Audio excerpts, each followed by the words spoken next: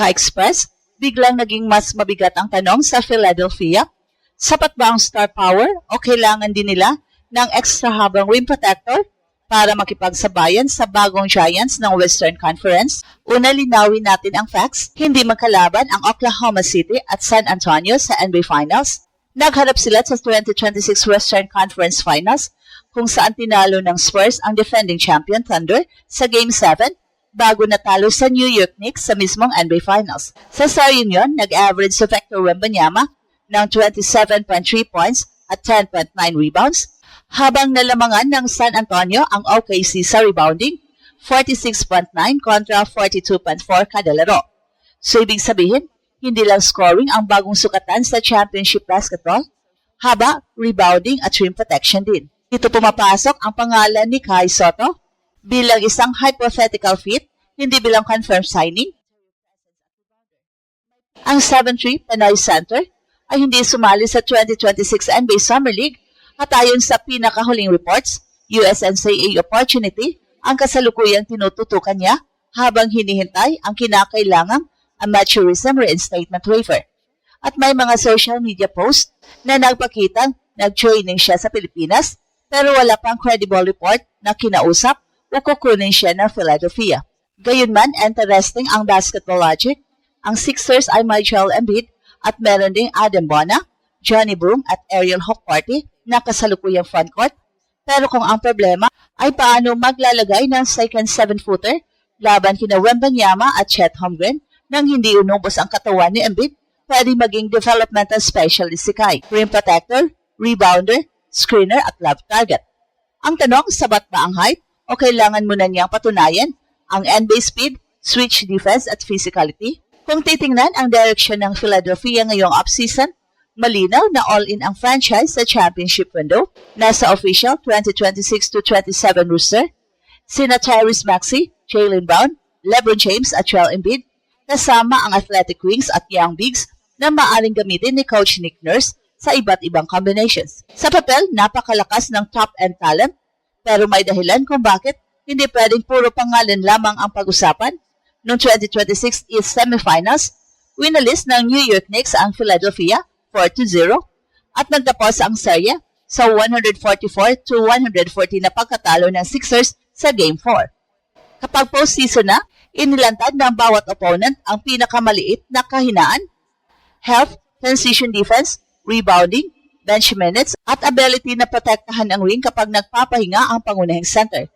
Kaya hindi absurd ang tanong kung kailangan ng Philly ng sobrang tangkad na reserve. Hindi ibig sabihin na si Kai agad ang sagot. Ang ibig sabihin, ipinakita ng 2026 Western Conference Finals kung gaano kahalaga ang haba.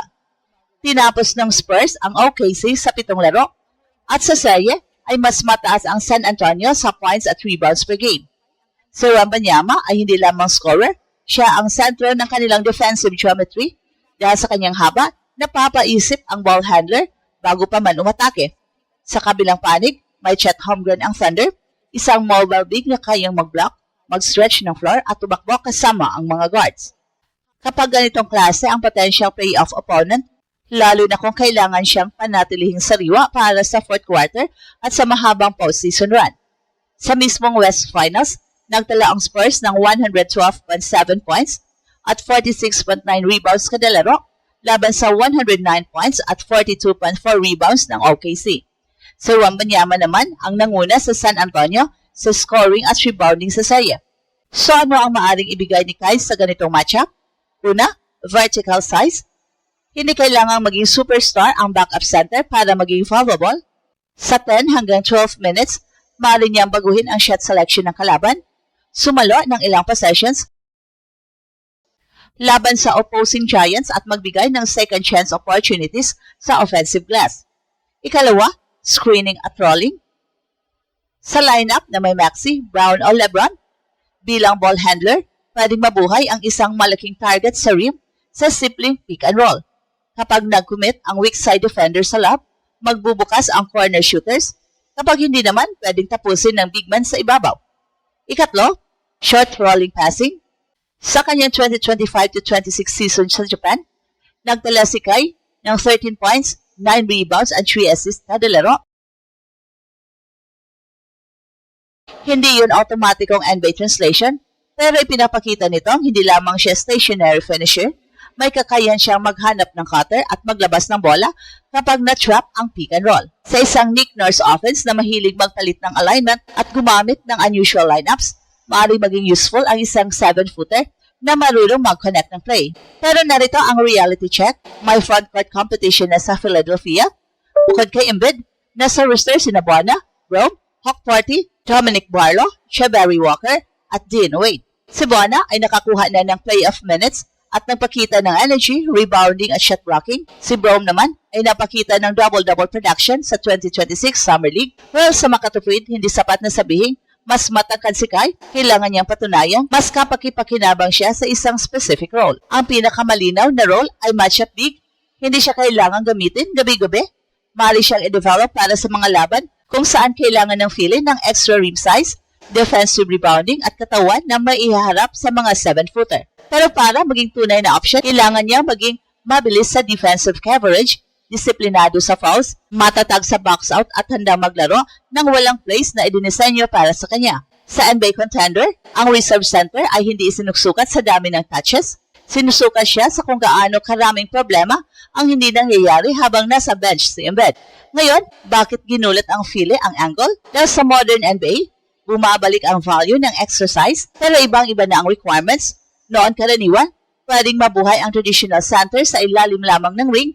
Ngayon, kailangan niya makatakbo pabalik, makabasa ng handoff, makontrol ang drop coverage at hindi tuluyang malunod kapag nag-switch sa perimeter. Dito dapat maging honest ang evaluation kay Kai. Ang height niya ay elite, ang soft touch, passing flashes at rebounding instincts ay tunay na tools. Ang kanyang recent Japan numbers ay nagpapakitang kaya niyang maging productive, hindi lamang umasa sa kanyang tangkad. At ayon sa pinakahuling reports, hindi niya isinara ang NBA dream.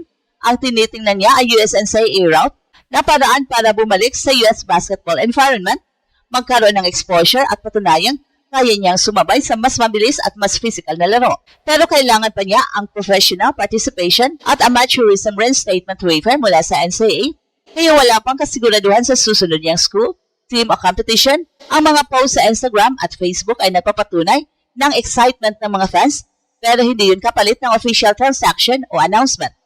At para sa Philadelphia, may tatlong malinaw na dahilan kung bakit pwedeng pag-aralan ang isang player na tulad ni Kai. Una, insurance kay Embiid. Hindi mo gustong pilitin ang franchise center sa unnecessary regular season minutes. Ikalawa, match ang flexibility. Kapag kalaban ng Spurs, hindi sapat ang isang big man lamang dahil pwedeng umatake sa Wemby sa ibabaw, sa labas at sa transition.